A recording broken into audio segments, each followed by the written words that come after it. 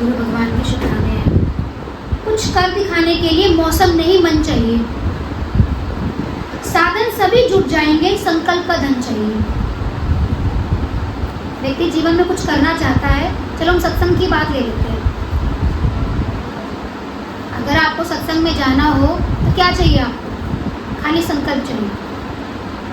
कोई धन नहीं लगाना, कोई तन भी नहीं लगाना, थोड़ी देर के लिए क्या चाहिए? संकल्प चाहिए। लेकिन अपने कर्म में हमारी इतनी व्यस्तता होती है, हम क्या कहते हैं, शायद आज भगवान के लिए संकल्प भी पूरा नहीं हो पाएगा। इसलिए गुरु कहते हैं एक संकल्प लेके घर से निकल जाओ, क्योंकि यही संकल्प जैसे द्रौपदी के लिए भगवान का संबंध काम आया, ऐसे ही ना जाने कैसी परिस्थिति पैदा हो जाए वो संकल्प काम आ जाए।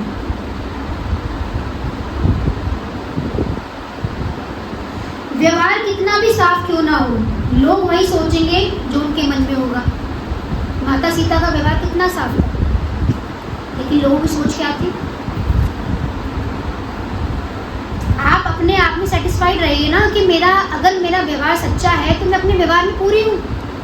हमें लोगों को स्टैम्प क्यों चाहिए कि लोग हमारे पास स्टैम्प लगाए कि मुझे अच्छी करें? लोगों से एक्सपेक्टेशन मत रखिए।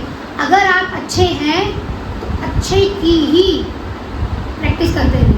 मुझे अच्छाई ही करनी है, कितनी भी नेगेटिविटी मेरे जीवन में आए, लेकिन मुझे अच्छाई ही देनी है। अब आप कहेंगे सामने वाला कोई उल्टा चले तो हम अच्छाई कैसे देने तो कोई बात नहीं, ये तो मेरे जीवन का ही अनुभव है। अगर देखिए, अगर आपकी मानसिकता साफ है ना, क्योंकि गुरु मन को साफ करता है,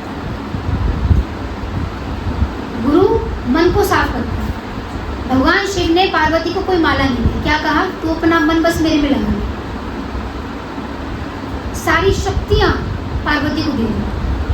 ऐसे ही गुरु खाली हमारे अंतःकरण को साफ करते हैं। और अगर आप मन से सच्चे हैं और अगर सामने कोई व्यक्ति आपके साथ विपरीत कर भी रहा है, बुरी तरीके से कर रहा है, नेगेटिव चल रहा है, तो आप विश्वास रखिए वो सही भी चलेगा, लेकिन आप अपना रास्ता मत बदलिए।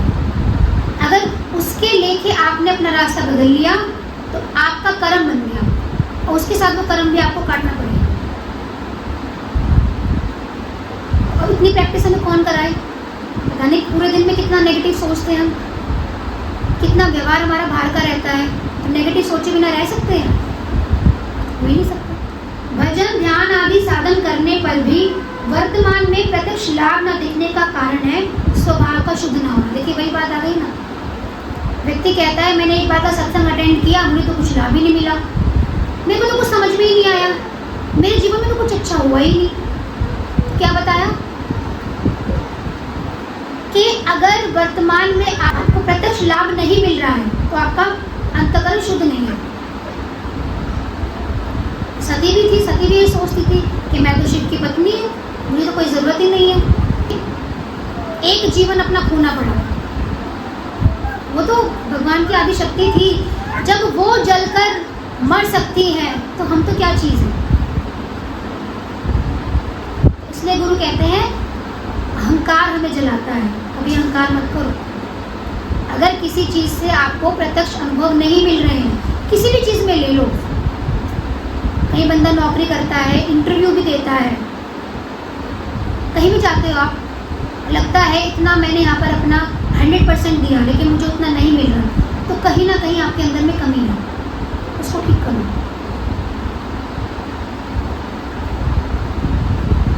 इसलिए प्रत्येक साधक को अपने स्वभाव का सुधार करने पर विशेष ध्यान देना चाहिए। हम क्या सोचते हैं, सिचुएशन आ गई तो क्या करें, मंदिर 2 दिन जाते थे 4 दिन चले जाएंगे। मंदिर जाते हो तो मूर्ति के सामने बैठो थोड़ी देर, और थोड़ी देर अपने विचारों को रिलैक्स करो, तो मंदिर जाने का फायदा भी है। नहीं तो देखिए सत्संग से जैसी बड़ी चीज़ नहीं है, क्योंकि सत्संग तो इंस्टेंट आपको रिजल्ट देता है कि आप अपनी बात कह सकते हैं, आप अपने मन को ठीक भी कर सकते हैं। भगवान से अगर आपने अपनी बात कह दी तो भगवान का इंट्यूशन कैसे समझेंगे आप कि भगवान मुझे क्या कहना चाह रहे हैं। इतनी तीक्ष्ण बुद्धि हमारी नहीं होगी, है ना। इतनी शुद्धता हमारे अंदर नहीं होगी कि भगवान क्या कहना चाह रहे हैं मुझे। आप क्या कहेंगे, नहीं चलो सामने से मूर्ति में से ना फूल गिर गया नीचे, अब मैं पूछ के आगे पंडित जी से इसका क्या मतलब है, सपने में ठाकुर जी प्रकट हो गए, इसका क्या मतलब है, मुझे ये दिखाई दिया, इसका क्या मतलब है। मतलब कुछ ना भी निकले तो प्रेम से ही लगा लो। अगर आपने किसी को प्यार से याद किया और आपके सपने में ही आ गया तो प्रेम है, तभी तो ये आ गया, तो इसमें पूछना क्या है। तो इसलिए कहा pray like a lover not a बेगर।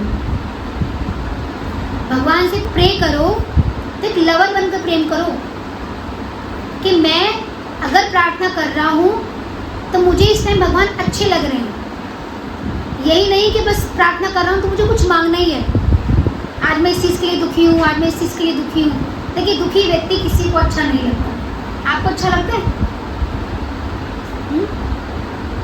नहीं अच्छा लगता है? तो दुखी व्यक्ति हमें पसंद नहीं है तो हम भी दुखी क्यों रहे। देखिए जो सत्संग में आता है उसका दुख तो दूर हो जाता है। क्यों? कि उसके मन पर तो गुरु कंटिन्यू डंडा रखते हैं कि मन को दुखी करना ही नहीं है। उसको तो सुख की दुकान मिल ही जाती है।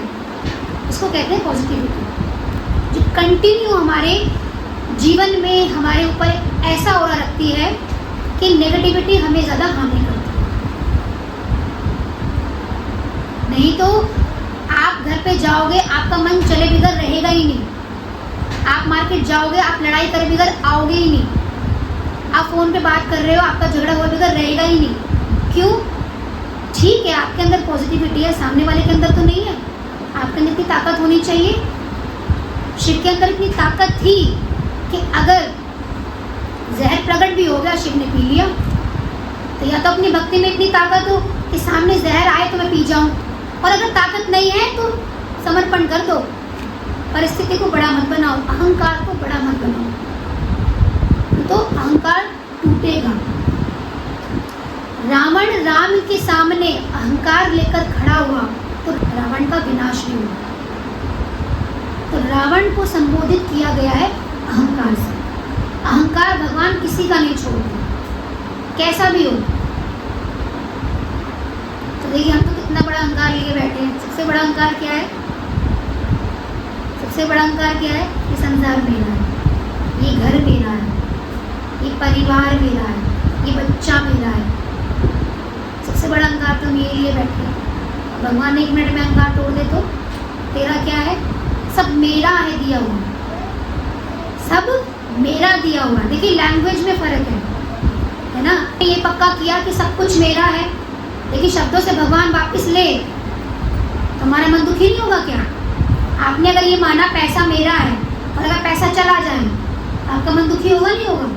तो जैसे भीतर की अग्नि कमज़ोर हो तो भोजन पचता नहीं, ऐसे ही भीतर लगन ना हो तो सत्संग की बातें पचती नहीं। भीतर असली लालसा हो, जोरदार भूख हो तभी लाभ होता है। देखिए जितने लोग यहाँ बैठे हैं, सत्संग से आपको लाभ ना हो तो इस लाइन को अपना लेना। ये लाइन क्या बोलेगी? गुरु भी मिले, सत्संग भी मिला, लेकिन लाभ नहीं मिला तो आपको भूख नहीं थी। तो ऐसा हो नहीं सकता।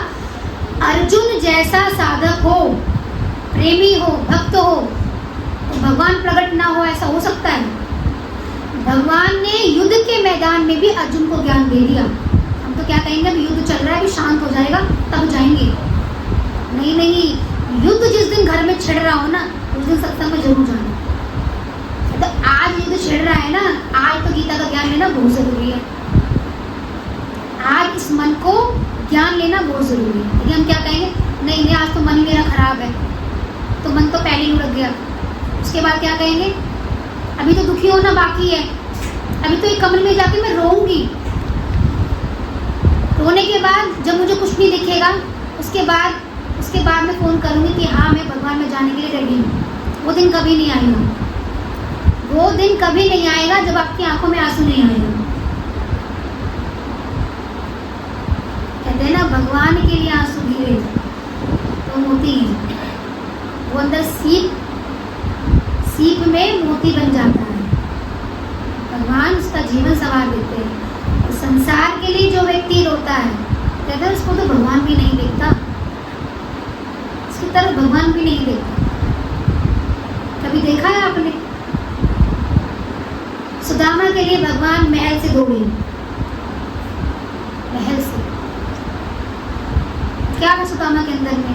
कोई पैसा नहीं, कोई खाना नहीं, कोई परिवार साथ में, कितनी दूर से खाली एक भगवान के दर्शन के लिए, वो भी लोगों ने अंदर नहीं जाने दिया। तो देखिए क्यों नहीं अंदर जाने दिया? क्योंकि अगर सुदामा अंदर आ जाते तो भगवान कैसे दिखाते अपना प्रेम कि सुदामा मेरा तुझसे कितना प्रेम।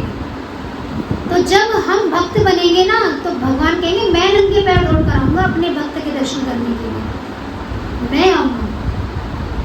हम तो क्या कहते हैं? हम तो पुकारते भगवान जगराता किया, तू आ तू आ तू आ। भगवान कहते तुम जाओ, मैं सो रहा हूँ आराम से। व्यक्ति के मन में परमात्मा सोया ही तो पड़ा है, हमने कहाँ जगाया भगवान? इसलिए गुरु कहते हैं कि अपने मन को जगाओ पहले। भगवान श्री कृष्ण ने अर्जुन के मन को जगाया। युद्ध के मैदान में क्या कहा? चल जल्दी चप्पल पहन और मंदिर जा। क्या कहा? ये भ्रम तोड़ दे और अपने कर्म का पालन कर। कर्म क्या है? युद्ध करना। लेकिन युद्ध अगर ज्ञान सहित किया जाए तो वो धर्म युद्ध है। देखिए घर में युद्ध है, अगर आप ज्ञानी हैं तो आप जीत लोगे। कैसे? आपकी वाइब्रेशन से सब शांत हो जाएगा। लेकिन आप ज्ञानी नहीं हैं तो वो युद्ध की आग आपके पूरे घर को बर्बाद कर देगी। और वही युद्ध अगर आपके मन में चल रहा हो तो आपको 1 मिनट की शांति नहीं आएगी, 1 मिनट की। इसलिए गुरु कहते हैं बाहर का युद्ध तो फिर भी समाप्त हो जाएगा, आप लड़ लोगे झगड़ लोगे, लेकिन मन के अंदर युद्ध मत रखना, उसको निकाल देना। कहते हैं जब कबीरदास जी ने सुना ना कि जनाबाई के गोबर के उपलों में से भगवान की आवाज आती है तो मिलने गए जनाबाई से। देखिए हम भक्त के स्वभाव को पहचान नहीं सकते, संतों के स्वभाव को पहचान नहीं सकते, आप तो कर्म बना लोगे। तो जब कबीरदास जी ना पहुंचे तो जनाबाई किसी व्यक्ति से लड़ रही थी। वो कहते हैं ये कैसी भक्त है भगवान की, ये लड़ रही है। तो पूछते हैं कि तुम क्यों लड़ाई कर रहे हो? कहते नहीं ये उपले मेरे हैं, इसने मेरे उपले ले लिए, ये उपले इसके हैं। कहते उपलों पे लड़ाई कर रही है, जिसका मन उपलों पे पड़ा है तो क्या भगवान को याद करती हूँ। अब उन्होंने कहा कि भाई इसमें क्या डिफरेंस है? जनाबाई ने कहा मेरे उपलों में से कान लगाकर सुनो, आपको कृष्ण ध्वनि सुनाई देगी। अब ये तो उपले इसके हैं, इसमें तो कुछ भी नहीं सुनाई देगा। तो वाकई में जब कबीरदास जी ने कंडा उठाया तो उसमें से हा कृष्ण की आवाज आ रही थी। कर्म होता है, कर्म कितना महत्वपूर्ण है हमारे लिए कि आपके कर्म में से भी परमात्मा की आवाज आनी चाहिए। तो आपका कर्म भी सिद्ध है, नहीं तो आपका कर्म भी बेकार है। सारी जिंदगी व्यक्ति कर्म करता है, फिर कहता है एकदम से कुछ नहीं मिला। तो क्यों नहीं मिला? क्योंकि उस कर्म में वो आवाज नहीं थी। हनुमान जी ने जिस मोती में राम का नाम नहीं था वो मोतियों की माला तोड़ दी थी, क्योंकि राम उनके हृदय में थे। लेकिन जितने लोग सभा में बैठे थे वो तो राम को क्या देख रहे थे? राम तो राजाधिराज सम्राट है, महाराज है, उनकी आंखें वही देख रही थी। लेकिन हनुमान जी की आंखें क्या देख रही थी? कितना प्रेम रहा होगा इनका भगवान के प्रति। हमने तो खाली शब्दों में देख लिया, देखा नहीं देखा, लेकिन वो एक मोड है आपको इंटरनल समझाने का कि हनुमान जी ने अपने हृदय में भगवान को प्रकट किया। राम जी बाहर नहीं थे, उनके हृदय में थे। हमारे लिए तो भगवान खाली पत्थर की मूर्त है, हृदय में नहीं है। हृदय में खोल के देखें तो हमारे हृदय में क्या मिलेगा? विषय, विकार, मोह, अहंकार, यही मिलेगा। वो प्रेम तो नहीं मिलेगा भगवान से। कहते हैं जिन प्रेम कियो तिन ही प्रभु पायो। भगवान की की चर्चा ऐसी है, बोलने वाला कभी नहीं थकता। आप चाहे पूरी रात बुलवा लीजिए। हरि कथा अनंत है। अगर आप बात शुरू करो तो पता नहीं कहाँ पहुँचेगी, उसका कोई अंत नहीं है। लेकिन सुनने वाले का भी, वैसे आप अच्छे सुन रहे हैं, आपका बहुत शुक्राना है। लेकिन देखिए कलयुग में समय भी है, समय को भी देखना है। जब हम स्टार्टिंग में गुरु माँ के पास आए थे तो हमें रात के 3 बज जाते थे। आप इमेजिन कर सकते हैं, 3 बज जाते थे हमें रात को। आज भी जो हम बात कर रहे होते हैं तो हमें कब रात कब कितने बज जाए कुछ कह नहीं सकते। मतलब भगवान से ही दिन शुरू होता है, भगवान में ही रात होती है और कोई बात ही नहीं होती है। भगवान को ही देखना, लोगों तक उनके बारे में पहुंचाना, तो वही घूम रहा है, वही माला बन के घूम रहा है। इसलिए वो इंटरेस्ट जागृत करना, गुरु हमारे अंदर वो इंटरेस्ट जागृत करना चाहते हैं। गुरु भगवान के शुक्राना।